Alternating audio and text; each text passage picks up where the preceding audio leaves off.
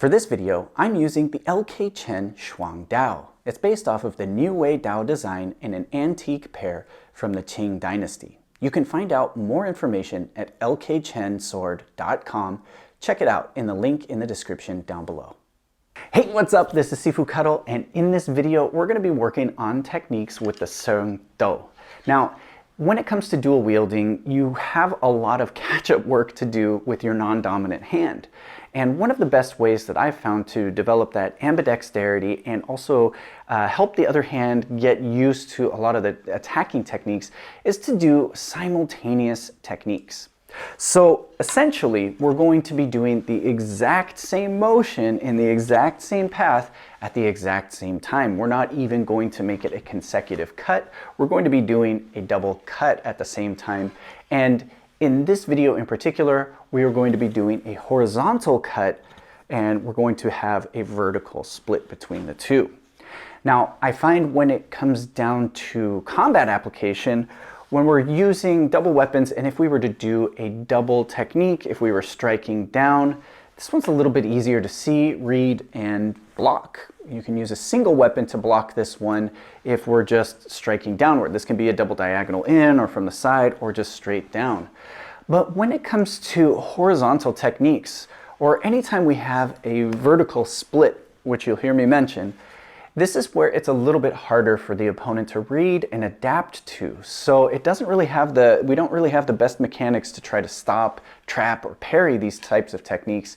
And more often than not, they're only going to address one of the two blades. Now, I'm not saying this is something that you should resort to every single time and it's going to be a winning technique 100% of the time, but at the right time and in the right place, this can actually be quite useful in combat. But our main focus for this is going to be working with this technique at different levels, as well as employing different footwork and just getting that little bit more into our ambidexterity. Let's grab your swords and get to work. Now, for this technique, we're going to look at a single simultaneous double cut.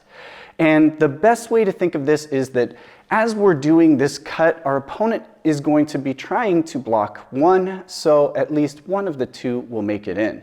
And if not, I have a lot of power behind this because my entire body is moving into this single technique. So I may be able to break through their guard if they're going to try to block.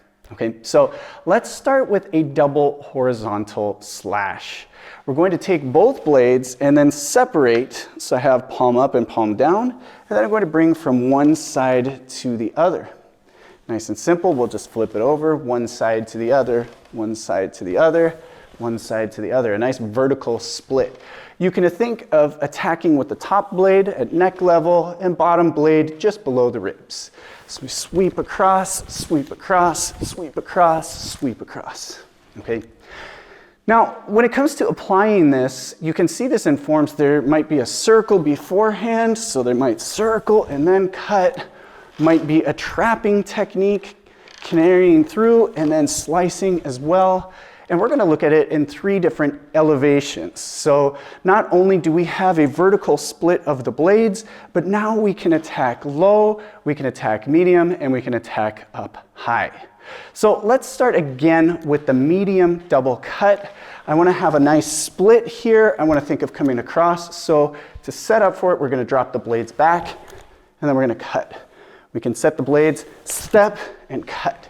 So we can be moving forward as we do this. So drop the blades back first, cut one, cut two, cut three, cut four. Now we can attack low. So now instead of thinking of throat and ribs, we can be attacking to the body and then to the legs. Here, you can think of attacking towards the upper thigh and the calf. So we have a couple options here. But it's more or less the same motion.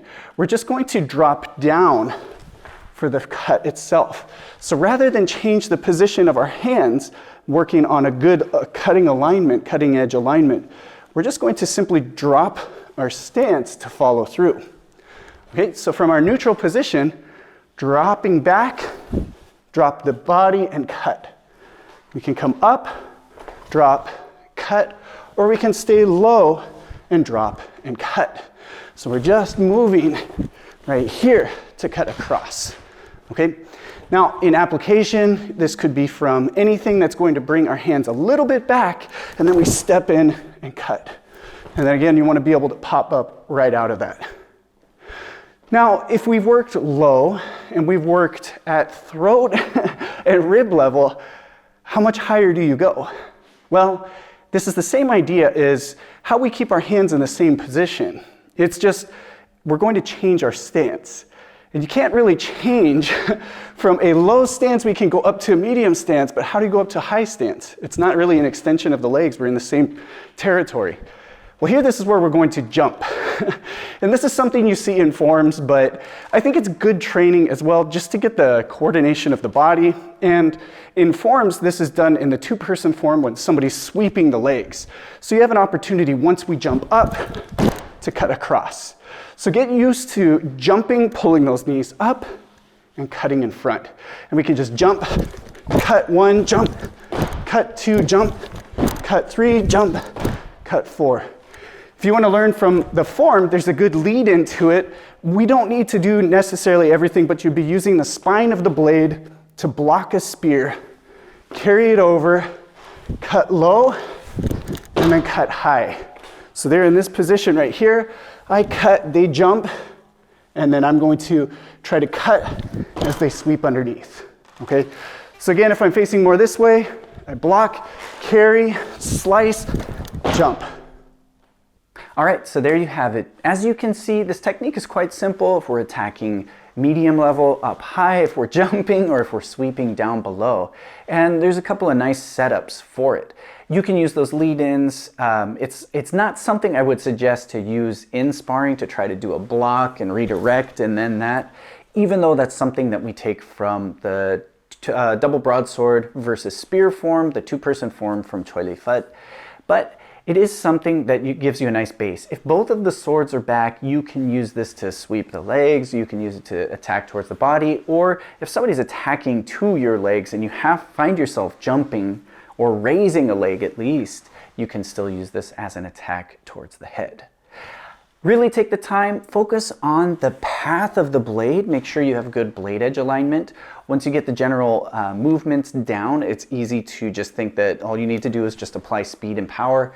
During that time, wrist changes could change the positioning of the blade, so you have to make sure that you keep it nice and flat as you swing it across, and think about a general area of where your target would be to make sure that they're not going to flip over mid-path and then end up, you just swat them high and low. Feel free to ask any questions if you have any down in the comments down below. Otherwise, I hope you enjoyed this video, and I'll see you in the next.